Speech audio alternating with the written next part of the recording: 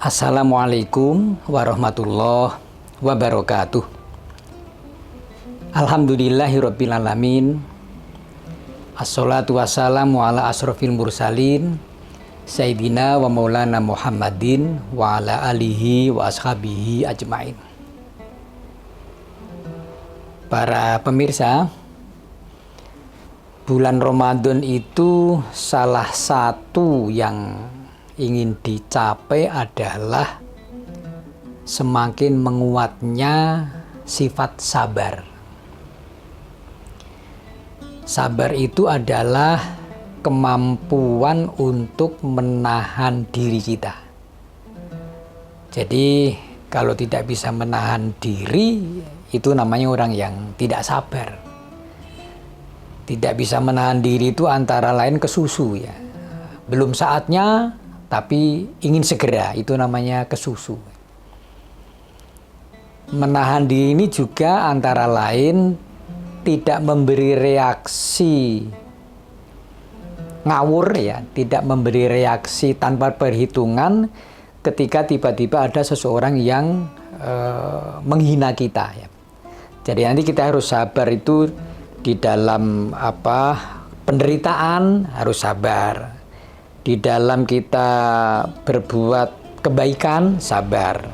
Dan juga lebih dari itu adalah ketika mendapatkan musibah. Pasti Anda juga pernah merasakan bagaimana sakitnya dihina orang. Jadi kalau dihina orang itu kita jangan cepat-cepat memberi respon ya. Sebab kalau kita ini dihina orang kemudian kita bertahan, diam, tidak membalas, itu malaikat datang mengawal kita. Ada hadis yang menyebutkan seperti itu. Daripada menghafal nanti malah keliru ya. Ini ada kitab namanya At-Tajul Jami' ya.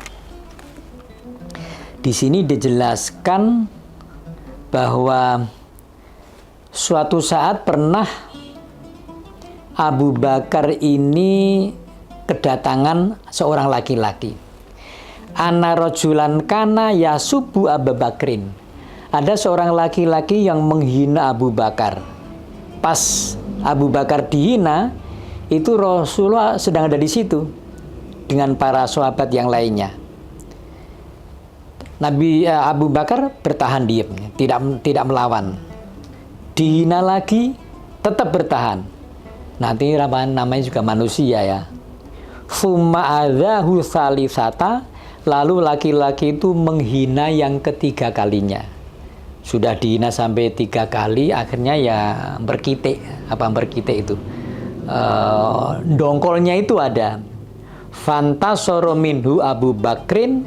Lalu Abu Bakar itu yang semula bisa bertahan dari hinaan, membalas ya. Apa yang terjadi? Begitu dibalas, maka Rasulullah yang sedang mendampingi Abu Bakar itu beliau pergi ya. Abu Bakar penasaran. Awajata alayya ya Rasulullah ya. Wahai Rasul, hal ghadabta alayya, apakah engkau marah kepada aku sehingga engkau pergi? Rasulullah itu memberikan penjelasan begini. Nazala malakun minas samai yukadzibu bima qala laka. Tadi malaikat datang itu tidak percaya dengan omongan orang yang menghinamu wahai Abu Bakar. Tapi begitu engkau membalas hinaan, waqa'a syaitonu, maka datanglah setan. Karena setan ada di sini, falam akun li ajlisa idza waqa'a syaitonu, aku tidak mungkin duduk bersama setan. Maka kemudian Rasulullah pun pergi ya. Jadi ini artinya apa? Kalau suatu saat kita ini dihina orang, maka sudah bertahan ya. Gak usah memberikan respon. Orang Jawa bilang becik ketitik olo ketoro. Nanti yang memang benar akan muncul, yang memang salah ya sejarah akan mencatat itu ya. Jadi kita jangan reaktif, apalagi bulan Ramadan begini, sudah perutnya lapar, dihina orang ya sudah. Harus sadar bahwa kalau kita dihina orang, itu sifat kesabarannya antara lain adalah tidak merespon. Kalau tidak merespon maka malaikat datang. Bisa jadi kita ini nanti akan diuji karena memang Allah menghendaki kita itu naik derajatnya. Saya masih ada lagi satu catatan misalnya ya. Ini jilid 1 ya. Di jilid 1 ini dijelaskan innal abda idza sabaqat lahu minallahi manzilatun. Seseorang itu kalau Allah sudah menetapkan ada posisi yang mulia, posisi tinggi, ya ibarat tangga, mungkin tangga ke 100 gitu ya. Derajatnya tinggi. Lam yablugha bi amalihi.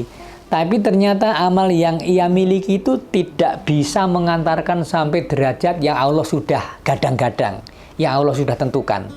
Puasanya, sholatnya, zakatnya nggak cukup untuk bisa sampai ke derajat yang tinggi itu. Maka Allah menempuh jalan pintas, yaitu ibtalahullahu fi jasadihi au fi malihi au fi waladihi. Maka Allah kemudian memberikan ujian kepada orang tersebut, diuji melalui jasadnya, fi jasadihi. Mungkin sakit berkepanjangan.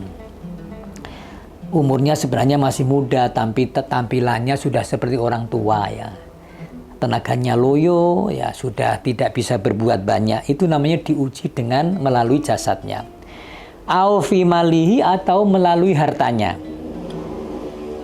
Harta dicari susah payah, tahu-tahu kebakaran, ya misalnya diambil maling misalnya.